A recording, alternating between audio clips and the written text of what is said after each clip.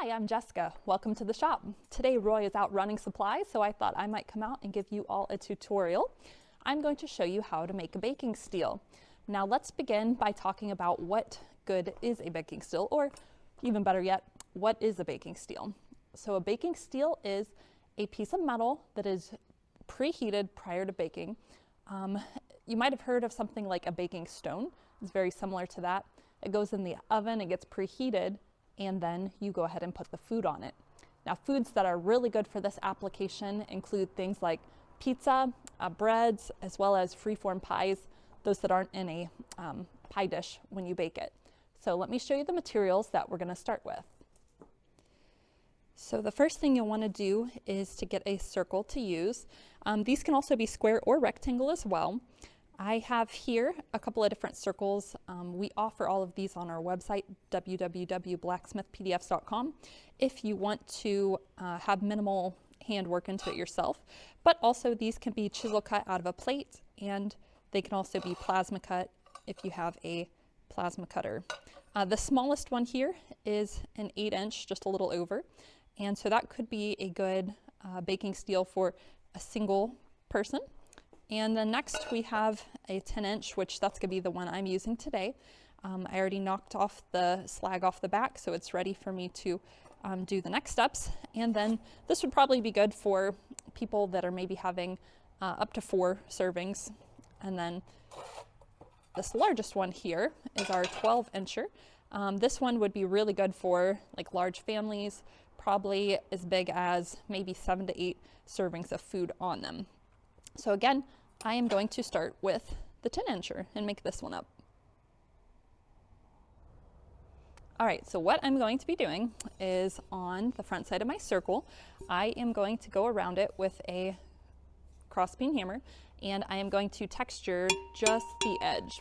I want to leave the center flat, that way it'll make full contact with the food, although you could probably texture it as well, but I'm just doing a decorative edge with this one.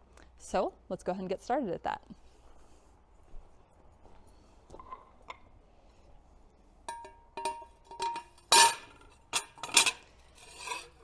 Now this process can be done hot or cold, a little more sweat equity into it if you're doing it cold, and then of course deeper texture if you do it hot.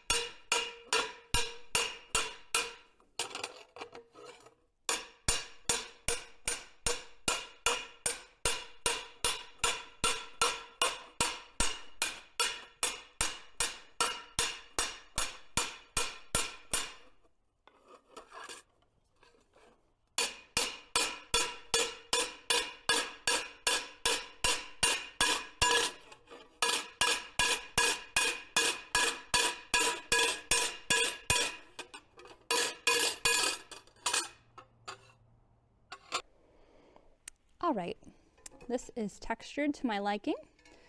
I got all the way around the rim, you can see there.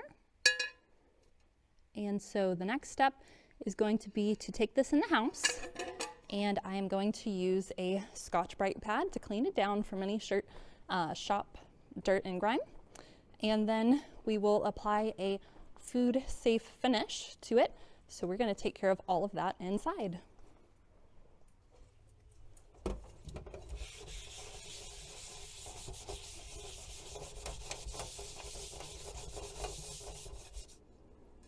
All right, here is the baking steel. I scrubbed it down, and now we are going to season it. What I'm going to do is I am going to put this in the oven for at least an hour. I need it to get good and hot before we apply our non-stick coating. And the way we're going to do that is I am going to use a food grade oil, coconut oil in this case, and I will wipe it down, and it will need to smoke off which means that the oils are bonding to the surface of the steel and it will make it non-stick. So let's go ahead and place this in the oven.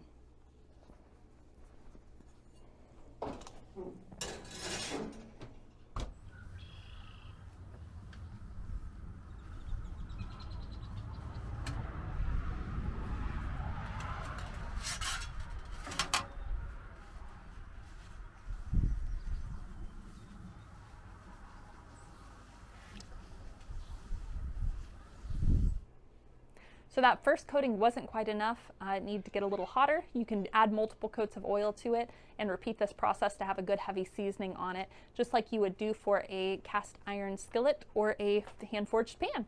So it's got about 5 more minutes to go, I think, and then it'll be ready for that second coating of oil. In the meanwhile, if you stick around to the end, we will be baking a loaf of bread on this. And also, if you're interested in making stuff to sell similar to this product, the price range for this product would be roughly $50 to $100. We've sold them on our website before. And if you want to learn more about making things to sell, you can check out the Blacksmith's cheat sheet. It's an ebook that I wrote, and it is over at our website as well. It's got 50 different hand-forged products that you can make in a small to medium. All of those projects are small to medium sized and in a standard sized shop with basic tools. So make sure you check that out if you're interested.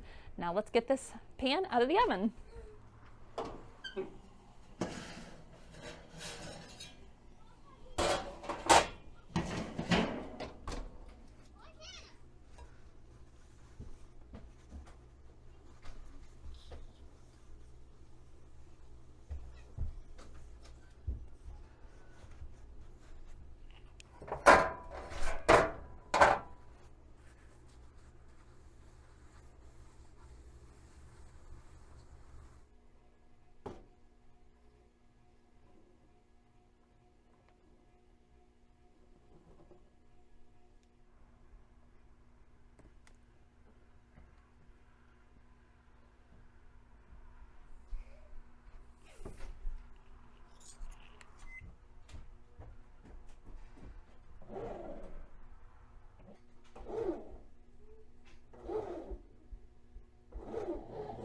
All right, so I finished seasoning the baking steel, and also over here we have our bread getting kneaded by the bread machine.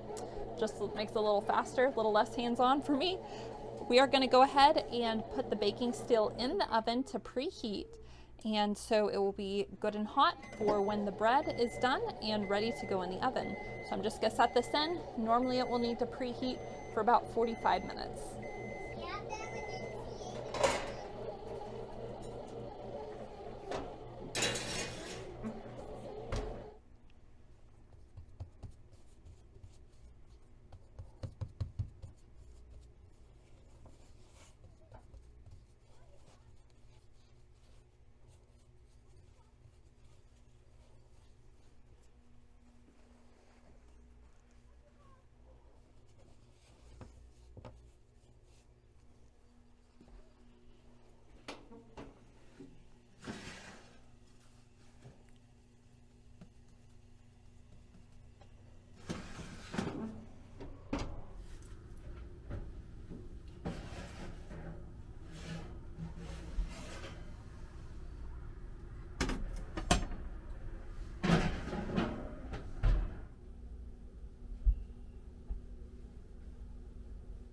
And that is how the bread bakes.